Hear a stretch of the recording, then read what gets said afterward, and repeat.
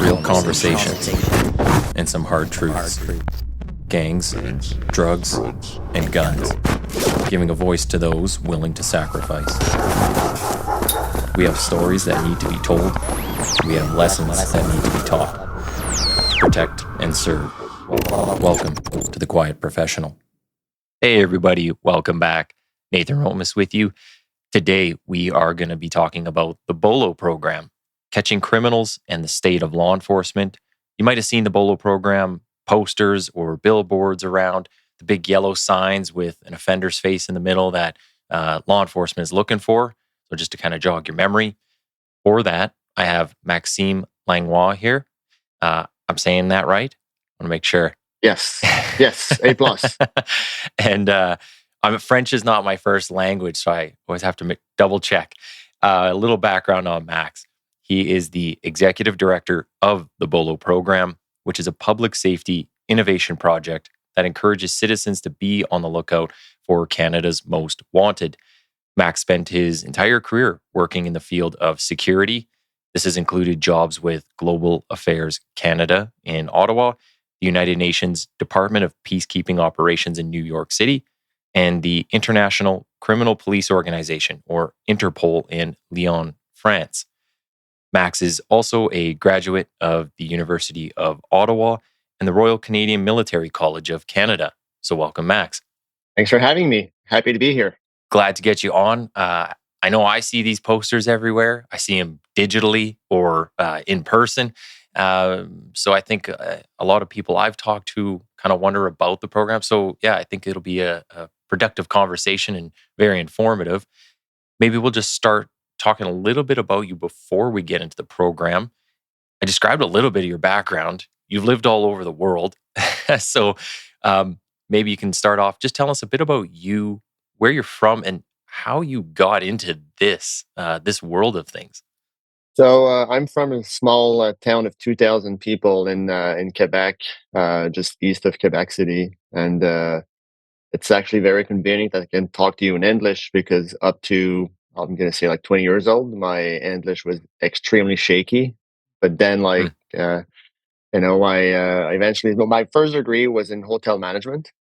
So I came to it's pretty important to know what I do nowadays because it's not because I don't work in hotels or restaurants anymore that I don't have the same core values. I'm going to call them that way. So customer service, customer satisfaction, uh, being organized, and so on and so forth. So I brought these skills to I think the field of security and international relations. So I went to the University of Ottawa after, and I worked at Global Affairs Canada in the Policy Research Division. That was 2006, 2008. I actually worked on the very first podcast produced by the Canadian government. It was about Canada's foreign policy. Oh, okay. And then I went to RMC as a civilian student to a very unique opportunity. So RMC does accept civilian students to make sure that Canadian high-ranking officers are actually challenged in seminar classes, as opposed to you're not expecting the colonel to raise his hand and say, "General, you're wrong." But so that was my job. And that was it was right in the middle of Canada's engagement in Afghanistan. So we had very, very good debates, and I think that's why we have the best military in the world. It's because we're actually training our officers to be very good thinkers. We want them, and that's what I saw at RMC. It's a military college that wants to give them what they need to make good decisions and to apply their judgment to all sorts of situations. So this is challenging them on their policies? Not necessarily on the. I mean, in a seminar class, you're obviously in a very special setting. Uh, so challenging them in a classroom on policies, on decisions, certainly. I will not go as far as to say that. I mean, if you're at RMC and you're a high-ranking officer, and in that setting you write a paper that criticizes the Canadian foreign policy, for example, Mm. it's actually possible. It could be welcomed. My understanding is that if you try to do that at West Point, it's not going to work out. Okay. That's what I was explained. Uh, and then yeah, so I basically started my career after. So brief stint in New York City at the United Nations, working with the UN Police Division, but also the it was called the Knowledge Management Team of the UN Peacekeeping Best Practices section. And then Interpol at Interpol's headquarters in Lyon, in France, as an analyst. And then I came back to Canada after, and I briefly worked for a private consulting company. And then I was approached about an idea, and that idea didn't have a name. It didn't have anything except a blank page with a mission that will be to help Canadian Police Services track dangerous criminals. And I thought that was a wonderful challenge, and I got the job. So that was back in 2017, Okay. and that takes us today, 7 years, almost 8 years later. Yeah. Just before we do jump into the Bolo stuff, though, what made you switch from doing your first degree into the world of security? Was there like a specific event, or do you have family or somebody that kind of brought you into this world? I'm gonna say personal interest. Okay. So I've always been, even though I was doing an administration degree, a hotel management degree, but it's essentially a management degree specialized in a field. Uh, I was probably the most interested in politics and international relations in my cohort. So and I did so before doing my hotel management degree. I did do some in Quebec. We have the Cégep degree, college between high school and university. So I did some general courses in politics and so on and so forth. So Okay. I guess that was a bit of a natural calling for Hmm. me, and I like the dynamism of hotels and restaurants, and that was pretty cool. But it's a difficult industry. It's like Yeah. I'm a heavy tapper. I can tell you that when I go to restaurants and I get good service, because and it's an industry that teaches you a lot about people. Law enforcement, I will say, if you want to be a good police officer and you're too young, go work in a restaurant. Yeah. You're going to see all sorts of things, all sorts of people, and have to deal with all sorts of situations. And it's very difficult because Hmm. it's super focused on people. Hmm. Very interesting. Okay, let's talk about how you got this Bolo program started. So you see, you got approached about an idea, um, and what I'm wondering is, can you tell us who approached you with this idea? What kind of the initial, what did it look like in like the infantile stages of it? Because my wonder is, why weren't police services doing this, or was it a police service that approached Yeah. you? 2017, not very long ago. So what were we doing before? Yeah, all very good questions. Let me start by talking about Bolo's background. So Hmm. uh, there's a man, a very successful Canadian called Stéphane Chrétien. Stéphane is the founder, president, and CEO of a private security company called Garda World was born in Canada and in Quebec City, and eventually went to Montreal. But it's a very successful Canadian business. Stefan started Garda World with a second mortgage of $25,000 on his home in 1995, and now he's still leading the company. 130,000 employees across the world in 45 countries. I think probably like over $5 billion in annual revenues Wow. annually. So, so Stefan is, if he were here, he wouldn't say that he is a security expert. He will say that he's an expert of the security business, of the security industry, because the security experts are people like you, Nate. Mm. Uh, But Stefan, so obviously, as is a self-made man and has become wealthy over time, working 100 hours a week on his business. And so in 2006, he created his own foundation. So the Stefan Christie Foundation was created and registered with the Canada Revenue Agency, and everything that has to be done when you create a foundation in Canada. And so when you have a foundation in Canada, the requirement is that you have to spend 5% of your assets every year. So that money has to go towards donations or supporting community organizations, so on and so forth. So between 2006 and 2015, essentially the foundation was meeting that requirement by writing checks Hmm. to other charities.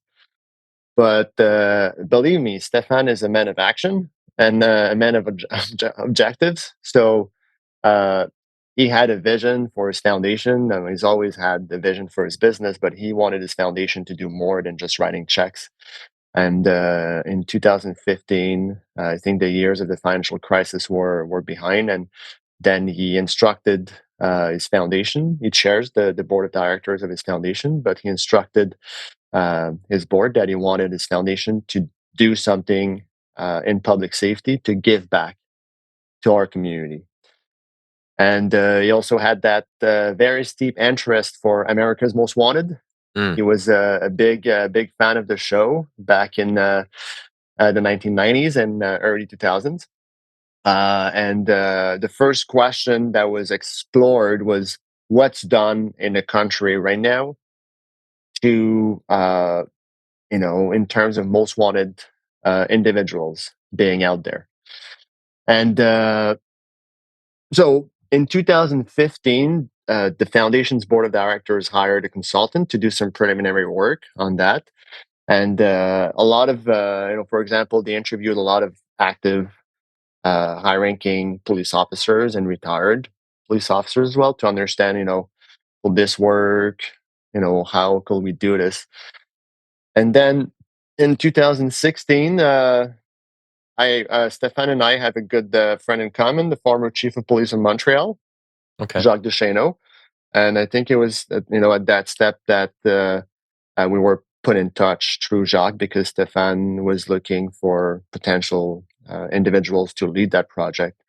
And again, it was still just an idea. So after several interviews, I got hired as a general manager of the Stefan Christie Foundation, and also to lead whatever that project was going to become. Because, like I said, the only thing that I had at that point was, you know, that we were going to launch a program, a project that was going to help police services arrest dangerous, wanted individuals. And started on May 1st, 2017. I'm wondering when you're starting this up too, are they already getting buy-in from police services? Because right now you're on the private side of things, and I always find that's a challenge getting private companies in the door because there's a lot of secret stuff or things that can't be shared, right? So, Of course. where was that kind of at? So I think one of the reasons I got hired for that job was my vision for it. Because one of the first things I told Stefan and the other board members was that if the foundation was to be active in the field of wanted notices, that it was going to be on the communication side only, meaning that like we can't mingle with investigations in Canada. We're not a banana republic, and the private sector is not welcomed to investigate Yeah. criminal matters in Canada. So I told them it's going to have to happen, on the amplification side of Okay. things, as opposed to the investigative side So of the things. the police have a message, and you're basically like the loudspeaker of it. That's it. It wasn't clear yet, Hmm. but that was my vision for it. Okay. And also, one of the reasons, that was part of my vision was that indeed, it may be tricky. So back in 2017, when this was just a blank page, like it may be tricky to get police services to cooperate with us, and it needed to be mutual. Again, this is like a charity, yet private sector, like you said. So when there's a lot of, I think, anxiety in the public sector generally about the private sector. So it had to be done very carefully. But I had a blank page, so I could do this. I felt like I could do this properly, Hmm. and so we took the other thing. I told my boss, my chair, and my board members was that we couldn't rush this. That if we were rushing this, then it wouldn't work. I told them like I'm going to need some time. I told them I want to take a year Hmm. to think about this, develop this. So, and that's what we did. So I actually gave a mandate to an incubator, a startup incubator in Montreal, to do a 4-month design thinking project on BOLO. Was there? I'm not. So we had a name by then, BOLO, for be on the lookout. So we, for 4 months, as a group of 5 people, actually worked full time on the design of BOLO. I'm sitting in a chair right now. You're sitting in a chair. Like all these things we use, they're designed. Yeah. And I told my board, we need to design the BOLO program properly to make sure that people are going to participate, because that's the point. If it's badly designed, people are not in a badly designed chair is not going to get used. So I was like, I don't want to be a badly designed chair. I want to be a nicely designed chair. Well, I think the nice thing about it is it's not really born out of a knee jerk reaction, right? And then that's what we see a lot in policing with a lot of different decisions, where it's like there's this big crisis all of a sudden comes up. Okay, create this unit or change this policy or do something, but they never think about second, third order effects of that. What's downstream or the ripple effect of it. So yeah, you have that time to actually make it proper. So We yeah. did, we did. But like to the benefit of the foundation and the BOLO program. But I was lucky to have. I really felt like I had the full confidence of my boss and my board members from the get go. I told them I was going to need time. And it was not, going back to what I was saying earlier, a lot of the high ranking officers that were interviewed, so also like public safety officials, law enforcement officers, retired police, a lot of them were like, don't do this. Oh, really? Like, and like pre me starting, like they were like, why do you want to do this? Like there's so many issues in public safety in Canada. There's so many things it can help with. Why wanted individuals? Why fugitives? Hmm. But again, so my boss, and some of them were supportive, but there was my boss was like, well, is there a problem to be addressed? And the answer was yes, Yeah. but there were a lot of buts. But there was clearly an issue. It was acknowledged. But going back to what I was saying, so after the 4-month design thinking project, we were ready to go. And so I engaged during the design thinking project. I engaged the largest fugitive squad in the country. That's the Toronto Police Service TPS Fugitive Squad, and I actually got them involved as observers. And I can talk about TPS later, but what a fantastic law enforcement agency! And we planned a pilot project that we launched in Toronto in cooperation with the TPS on May 1st, 2018. So I fulfilled my promise to take a year to develop and launch that program. That was exactly 365 days from my hiring date. So I felt better with myself. And the results were the preliminary results were great. How were you measuring it at the beginning? Was it like based on arrests or even tips coming in, or what was it? So, well, the KPIs, key performance indicators, were not obvious to start with, but one thing my board and I had agreed upon was that we were not going to look at the number of arrests to gauge the success of the BOLO program, Hmm. simply because BOLO has no control over arrests, and Exactly. it didn't seem to be like we don't, there's some people out there who work with the police who like to keep it vague that, I'm not a police officer, I'm the complete opposite. I am not a cop.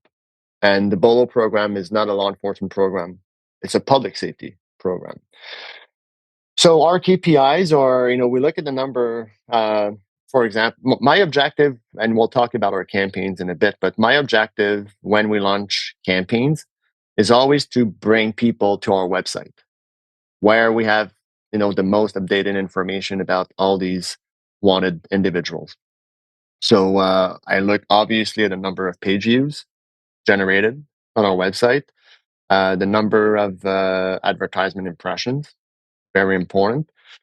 Very technical things like cost per click, cost per impression, the number of media mentions.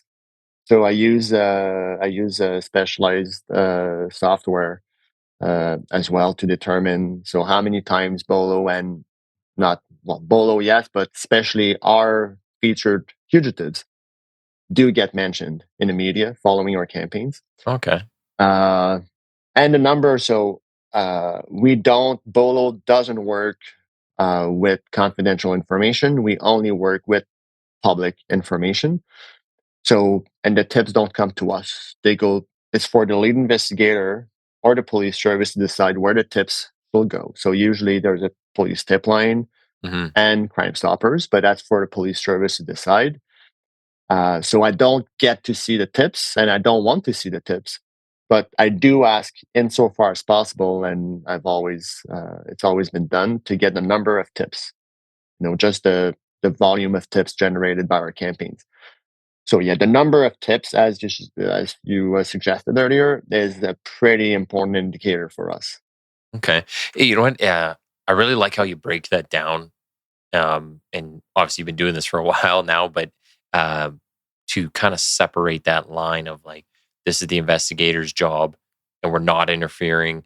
And how you just even said earlier, like, we're here to amplify a certain message. So I think it sets like very clear boundaries and you know exactly what you are, right? And you're not trying to be anything else. So I cherry picked after several research that term hmm amplification, because when you amplify something, you don't create the sound, hmm you boost it. And the best example is a guitar player with his guitar and an amplifier. So police services play the guitar, yeah. and then they plug in Bolo, the amplifier, and then we boost the sound. So that's Bolo's core, one of most important core principles. hmm We amplify, so we don't want to have access to any investigative material, and our objective is to encourage citizens to be on the lookout, period. Okay. Now, one of the reasons, so what do? Essentially, we take a wanted notice already issued by a police service. We definitely repackage it. Police services are not good at marketing. Yeah.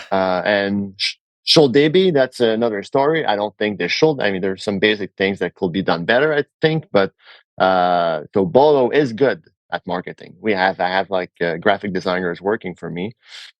So we repackage and then we boost. That's what we do. Uh, so when you work, and it's very important, the distinction is very important between a criminal. Well, I'm playing with words here, but let's say a criminal or homicide investigation and a fugitive investigation. So Okay.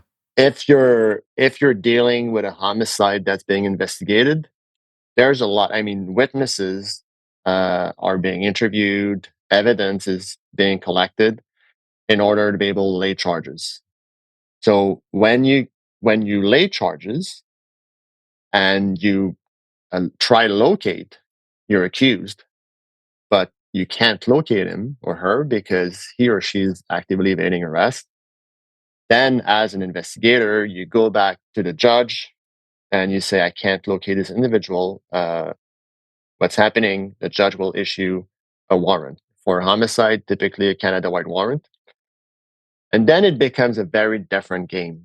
Hmm. This is not the criminal investigation per se anymore. It becomes a fugitive investigation. And one of the first steps to take by police services is usually to get a bunch of production orders or warrants to further investigate, but also becomes the responsibility of the police service to communicate this to the public. It's public information anyway, because a judge has signed a piece of paper requiring police officer to bring the individual before him as soon as possible. So, but the police, as the police have that responsibility to inform the public that, well, this accused is potentially dangerous and is out there, but also police is liable. If the police don't communicate that to the public, and then the accused, becomes like or recommits crimes, Yeah. there's a liability. So basically, police services issue wanted notices. It's done differently. Hmm. Some police services are better than others at doing it, but there's always at least like a news release, and that's what we work with. I think, and you know what? This is something I've brought up too, where I've said, like, I don't get why we don't put more notices out there. As soon as something's in the public domain, yeah, it lacks that amplification. So the charges have been laid. Someone can look that up. But if it's serious charges or we're trying to find a certain person, it's like, why are we not putting it out there? Kind of on the flip side, I guess, they look at it as, I would say police services are very much risk averse. So they're more worried about on the civil side, someone's going to sue for slander or defamation or whatever we call it here in Canada, as opposed to the public safety element of it. British Columbia has taken a slightly different approach now. I think they put out, I think it was last year or 2 years ago, they started putting out some pictures of people and saying, like, these people are public safety risks. They're not even charged with anything. They're public safety risks. If you see them in public, don't stand beside them because they're eligible to catch a bullet at any second. So don't be hanging around these people. And I think that's what we need to do. It's like we have a lot of intelligence. We have a lot of things collected behind the scenes, whether it's informants, tips, you name it, investigative stuff that we get. And the buildup of that, we can say credibly, someone is a danger. Maybe we don't have something that we can charge with. Another issue that's in Canada, we lack a lot of good laws.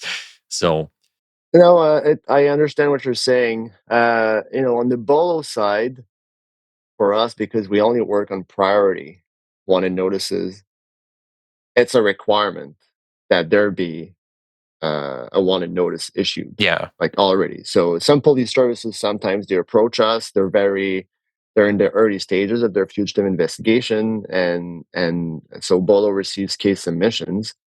That's how we work. But then I can't receive a case submission if you know. Like the wanted notice of the public service, the police service hasn't been communicated to the public already. There's like generally speaking, I mean, this is Canada, so obviously we're more well versed in what's happening in the U.S. in terms of public safety and law enforcement than anywhere else in the world. Uh, uh, Definitely, I mean, if you look at the law enforcement in the U.S., there's more proactive communication. Yeah. That's for Yeah. sure. I mean, like I mean, you'll see things like that for a major public safety event in Canada, like like immediate availability or a lot of information being communicated like in a matter of hours. But let's say there's a homicide uh, in Toronto, and usually police services are going to be pretty protective Hmm. of the information, and the standard answer is going to be, well, this is being investigated. We can't discuss it. And there are reasons for that. It's because, police services, there's jurisprudence. Yeah. Uh, I think at some point that they communicated more, and then the court decisions made them communicate less. So, Yes. there's certainly some of that. So it's just fascinating, right? It's like if you were to ask me what's the state of public safety in Canada right now, uh, there's so many different components that all together, put us in that current state of things. So it's the same thing with why do police service communicate more or less? Well, it's many factors put together. I'd say it is definitely a big game of chess. You have to be looking 5 to 10 steps ahead and thinking like, whatever I do, what are the bad guys going to do? What are their police members going to do? Like depending what decision you're making, and it could have effects everywhere. Um, yeah, two things that police in Canada do not do well: intelligence and proactive work. There might be individual units that do really good stuff, but as a whole, and I have group chats. I'm in group chats with police across the country. Like, yeah, we're lacking big time in those two things. We are very reactive for the most part. Um, one thing I do want to ask, sorry, unless you want to say something there. No, well, I was just going to say quickly. I mean, I talk to police officers from all ranks every day. So, and I think you're right on the intelligence side, but I also hear a lot of grievances. I mean, if there's Mhm. a shooting downtown Montreal, what will be the police first reaction? Will be to close the immediate area and look for witnesses or potential suspects. But it looks like it's not even possible to do that anymore because you can't card people, you can't, so I'm hearing police services telling me, well, how are we supposed to do good, you know to take good preventive actions if we can't even collect good intelligence. Now I'm talking about high level stuff. Definitely organized crime is being, like, Yeah. investigated, and there's a lot of good intel, but I'll say, like, the disorganized crime Mhm. seems more complicated to do good intel work on Yeah. that strata. There's definitely an effect from political narratives. So, uneducated, misinformed political narratives. Uh, what a lot of people and even law enforcement don't realize is a lot of the bad guys push those narratives. So they're the ones doing that. And then people start buying into it. And the bad guys are just laughing all the way as they don't get, never get ID, don't get charged. Police back out of communities. They're all a part of it. But Yeah. one thing I want to ask was, who updates you when, say you get a wanted notice, and if details in a case change, or maybe there's new information that might help your program. So how proactive are police in actually updating you, or do you have to solicit that yourself? No, it's they're really good.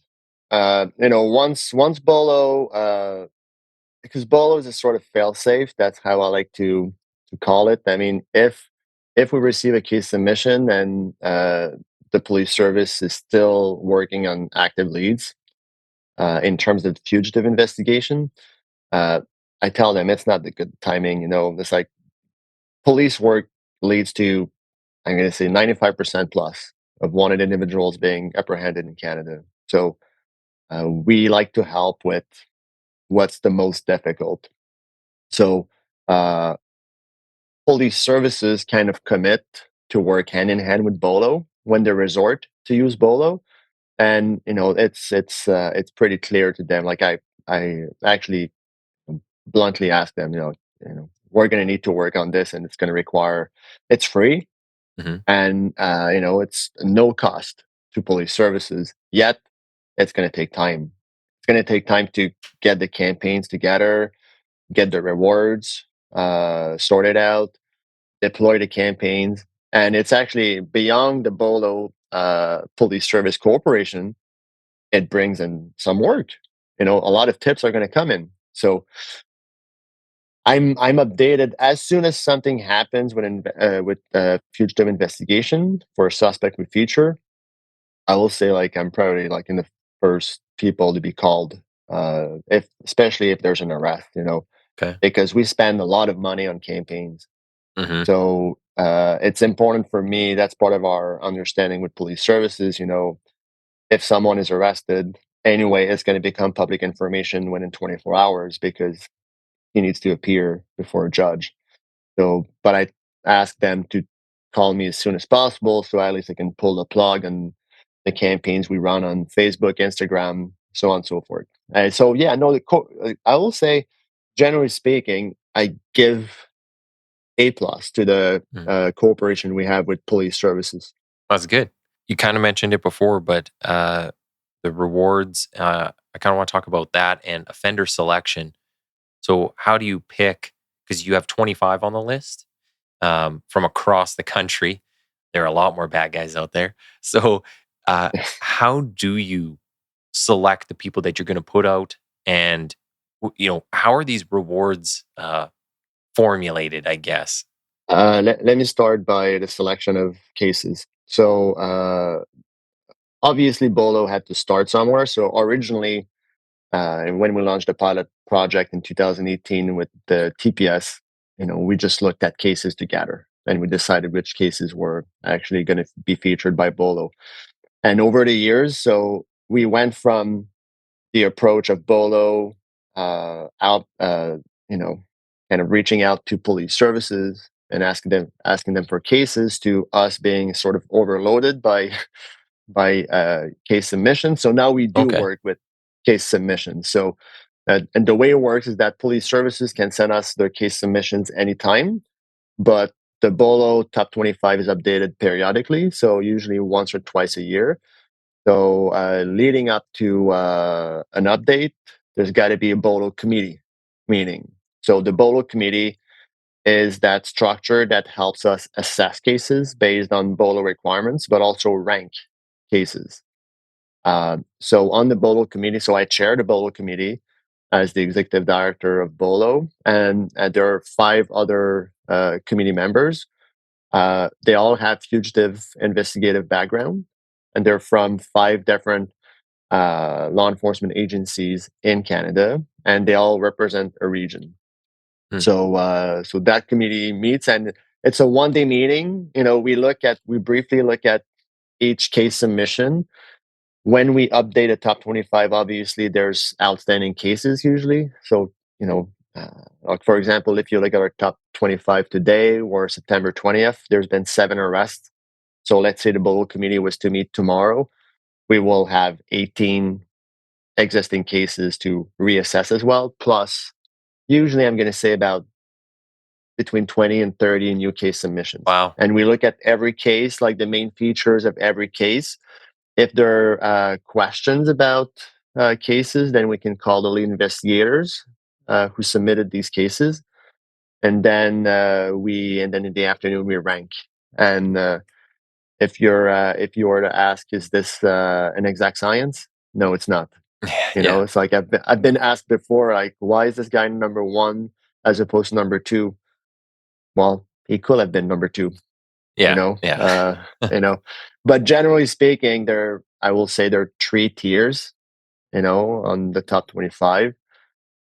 It depends a lot on the nature of the case, the threat posed to the public, uh you know impacts on victims, family of victims, so on and so forth. We got to use our judgment even to assess, is this a major crime case? If it's a homicide case, it's obvious. But if it's something lesser, quote unquote, Mhm. in gravity, uh, we got to use our judgment.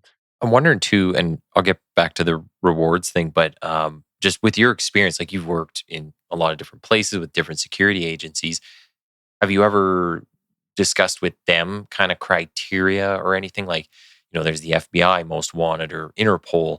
Um, is it similar to how they do things, or do they have like a totally different structure for figuring their things out? Yeah, interesting question.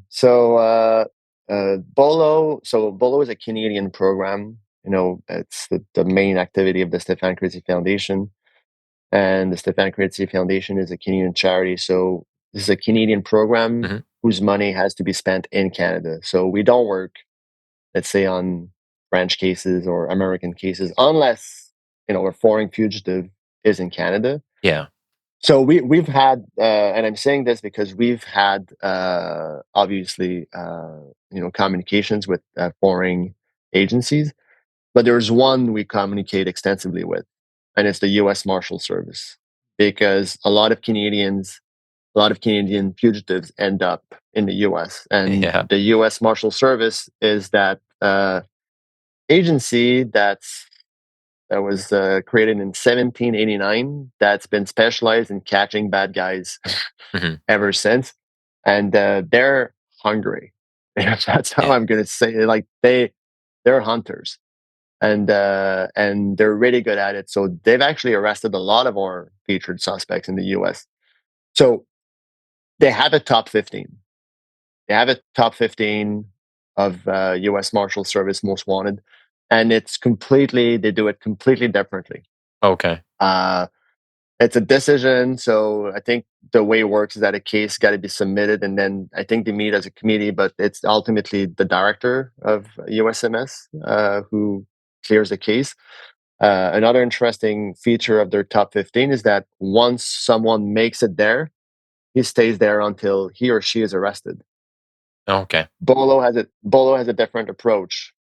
Some like a suspect may be on our top 25 Yeah. and stay there for a few versions of the top 25. But if there's no investigative progress, or if nothing happens, then the case may be withdrawn from the top 25 and go to the still wanted section Okay. of the Bolo website, because we want the top 25 to be topical. Yeah. So different approaches out there, but these tops, the FBI is a top 10 as well. It's more for terrorists and foreign agents and things like that. USMS is more focused on core criminality, and but these tops for they're it's super North American. Hmm. Like you don't see that really elsewhere in the world. Yeah. Well, so let's get on to the reward side of things. How do you come up with this? Because I think people are going to be interested to know where these numbers come from and why someone's worth whatever amount. Yeah. One of the reasons, so in your intro, you were suggesting that why is this done by a private organization? Hmm. Why isn't this done by the police? That's a very good question. I'm constantly asked, why isn't the RCMP doing this? That's a question to ask them. But there definitely, I think, a lot of hesitations from police services to rank cases. That's for sure, with good reasons. If you rank a case or you offer a reward for a case, then you're giving a priority Hmm. to a case over other cases. And what sort of messages does that send to victims, to their families, and so on and so forth? So I understand that reluctance, but Ed, there's something called the BOLO program who's going to take the heat for it, and we're a private organization. So now we do it. So the rewards, to answer your question, so uh, uh, all the rewards we offer, they're offered for any information leading to the arrest of the suspects. Period. So typically, police services often they do get rewards periodically cleared with their boards or commissions for special cases, but they're usually offered for any information leading to the arrest and conviction of the suspect. Oh, okay. So Bolo is different. So, it's like you submit a tip to Crime Stoppers. Mr. John Doe wanted for murder gets arrested tomorrow. The day after tomorrow, you get your money. That's how it works. What I'm wondering too is though, like, can someone just submit like some super vague tip? What if they just guess? They're like sending a tip. The guy's in Saskatchewan, and then somehow he gets arrested there, and they're like, I hit the jackpot. Well, no, that would so it's always for the lead investigator to decide which tipster was successful. So, like, it needs to lead for any information leading to the arrest. So, if you're led somewhere, there's got to be breadcrumbs, or there's got to be Hmm. something substantial. So, and no, that wouldn't work in that case. But again, that will be for the lead investigator to decide, and I don't get to see the tips. But I have a lot of conversations with investigators, and generally speaking, when rewards are actually paid out, it's like a slam dunk. It's Yeah. like, oh, like he is there, or but also all these rewards, they're always phrased up to, Hmm. and they're phrased up to for two reasons. Reason number one, there may be two tipsters. Let's say John Doe wanted for murder is in a bar, and two people recognize him at the same time and make a 911 call at the same time. Hmm. Then the reward could be split. But there's also the possibility to pay partial rewards. So, meaning if there's good information coming into the investigator, and it doesn't lead to the arrest, but it's helping the investigation and it's making things progress, then the investigator could decide to trigger a partial reward payment. Okay. And so that's been done in the past, and it's led to arrest in the past. So these rewards. So how not all cases on Bolo's top 25s have rewards. They're actually heavily concentrated towards the top of the top 25. So right now, if you look at our top 25, all top 10 suspects have rewards attached to them, and other cases in the rest of the top 25. Uh, we always work with lead investigators to, it's not, we need to understand where the investigation is at. And it's not for all cases that rewards are actually appropriate. There's a number of factors to be considered. Hmm. Definitely, like all top five cases must have rewards for Bolo. And usually our number one case comes with a very high reward up to $250,000 or $100,000. So that's a given. It's like if you're the top most wanted individual in the country, there's got to be a high reward offered Hmm. for information leading to your arrest. And so these reward decisions, are not made by the Bolo committee. They're made by myself in close cooperation with police services. So we make all the decisions upon recommendations from police services. So I want to shield police services from making these decisions about the rewards. I ask, is a reward appropriate? And then they will say yes, if available. And then we have a conversation. And then Bolo goes back to police service saying, okay, we have a reward to offer. Okay. I got you for about another 10 minutes. And there's a lot of things I want to ask, but maybe because we've touched on some of this stuff earlier, I'm wondering, you've been to a lot of places and worked for several big organizations that obviously work in the security. You work with police services all the time. What are we missing? If you want to give us like a few things, your top two things, like what are we missing in law enforcement right now? Uh, when you're working with all these different people, is there something in particular that really sticks with you and you're like, how the hell have you guys not figured this out yet? Or why aren't you doing something about it? So, um, what is it? Technology, Yeah. harmonization of technologies. Like for me, so there's some police services in Canada that are pretty good at this. The Calgary Police Service is seen as a pretty innovative police service. They were the first to adopt body cams about 10 years ago, and now they have their program fully operational. I think EPS as well. And we're getting it started. But but well, you will know better than I do. Uh, for me, it's just like uh, public safety is everyone's responsibility, and so is public health and a bunch of other things. We live in this society, so we all have to pitch in. That's how I see it. That's not how everyone sees it, but so it's your responsibility. Back in the days, my neighbor got his bike stolen overnight. And then it was like, it's no big deal. It was an old bike. I'm like, call the police. It's like, no, it's not necessary. I'm like, yes, it's necessary.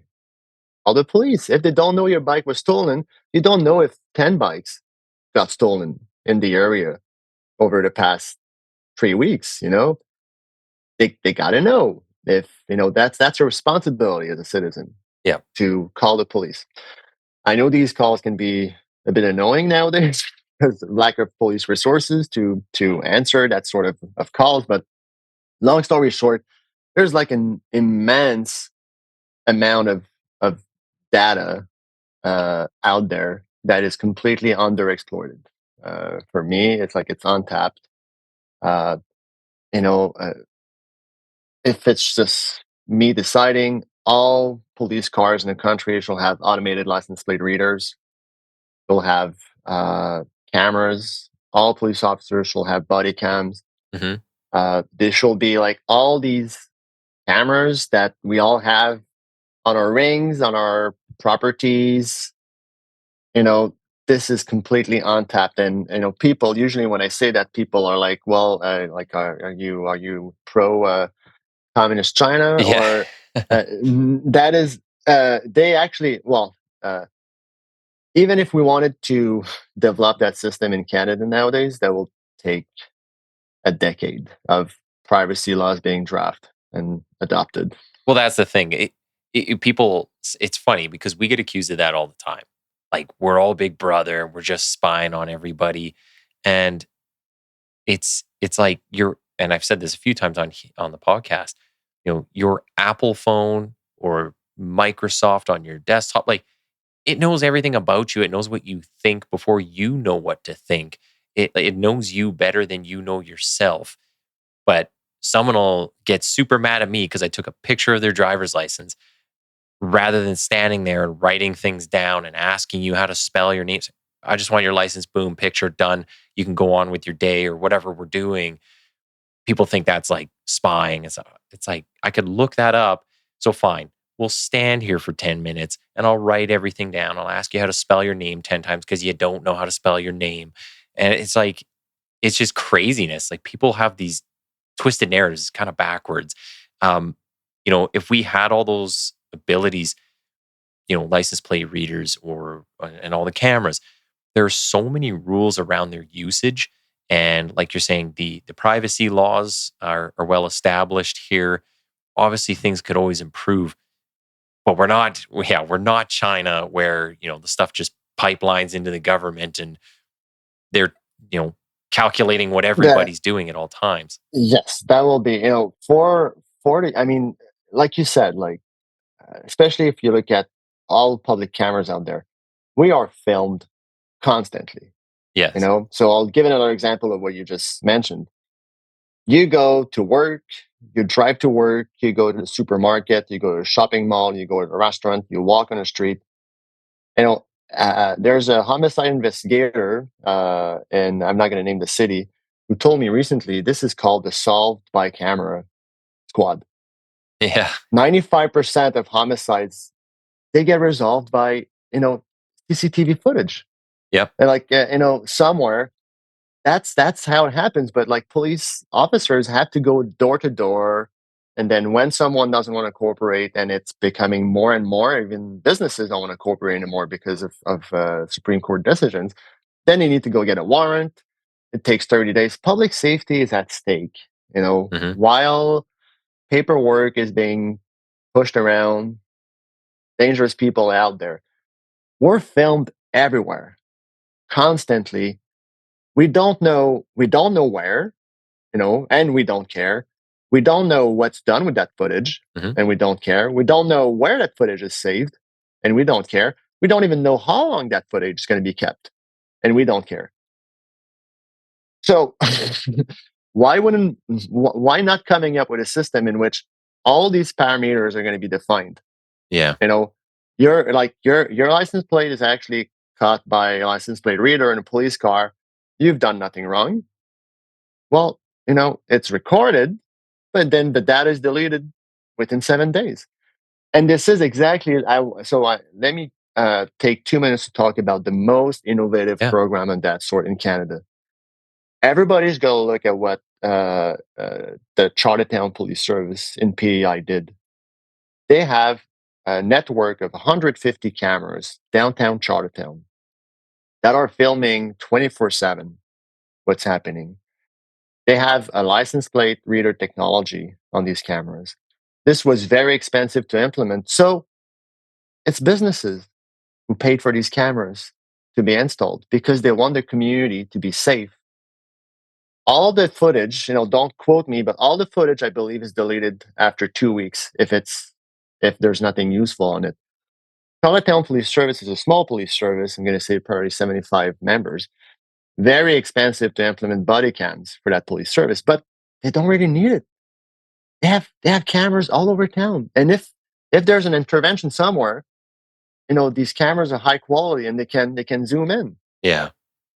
This is what they did is fantastic, and they obviously it's the police service, so they had to go through all the privacy steps. The privacy commissioner of Canada was involved, the community was involved, the political authorities were involved. It's a fantastic story. Meanwhile, in my city in Montreal, I think we don't even have 50 public safety cameras in town. Jeez. We have a lot of questions to ask ourselves about privacy, and those are very important question because, like you said earlier, what, like, you want me to take 20 minutes to ask you 5 times how to spell your name, and let's just streamline these things so we live in a safer society. It's pretty, just I live in Montreal. It's like if the street lighting is not working tonight, there's going to be a wave of crimes in Montreal. Hmm. That's as simple as that. Street lighting, cameras, things like that. It's all basic things that make our community safer because if you're filmed, you're just going to behave better to start with. Yeah. Yeah. It's all the deterrence piece and knowing that, just what on the off chance or what if someone is watching or this can come back to me, right?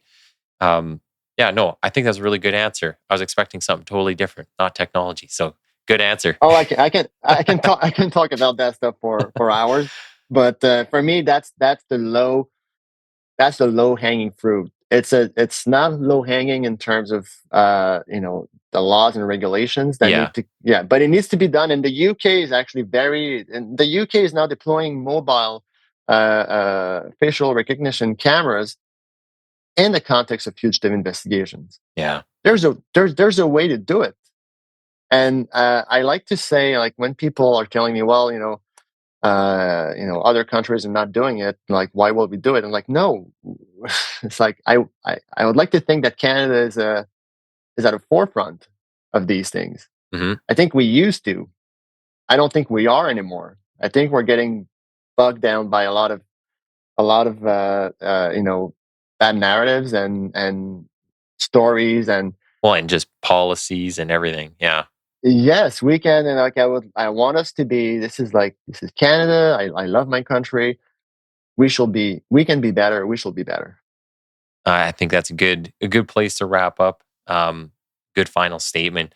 Well, the last thing, I just want to give you the opportunity to tell people where to follow you and the BOLO program. So social media, websites, anything. Yes, so boloprogram.org is our website. Facebook, X, uh, Instagram, LinkedIn, YouTube. We do a lot of cool things. So, we didn't talk about it, but when you deploy a campaign, you always try to do sexy things to catch people's attention. So we've done like a number of things over the years, like we put $1 million in rewards on a table, deployed real size, life sized cutouts at Dundas Square in Toronto. Hmm. So things like that. That's all on our YouTube channel. So, but definitely boloprogram.org is where to get the most updated information about our suspects. That's what matters. That's what we want people to look at. Awesome. I'll put up all the links in the episode description when I get the episode up. I want to say thanks for coming on the show today. Hang on the line for 2 seconds. I'll say bye offline, but I really appreciate it. Yeah. Thanks for having me. I really appreciate it.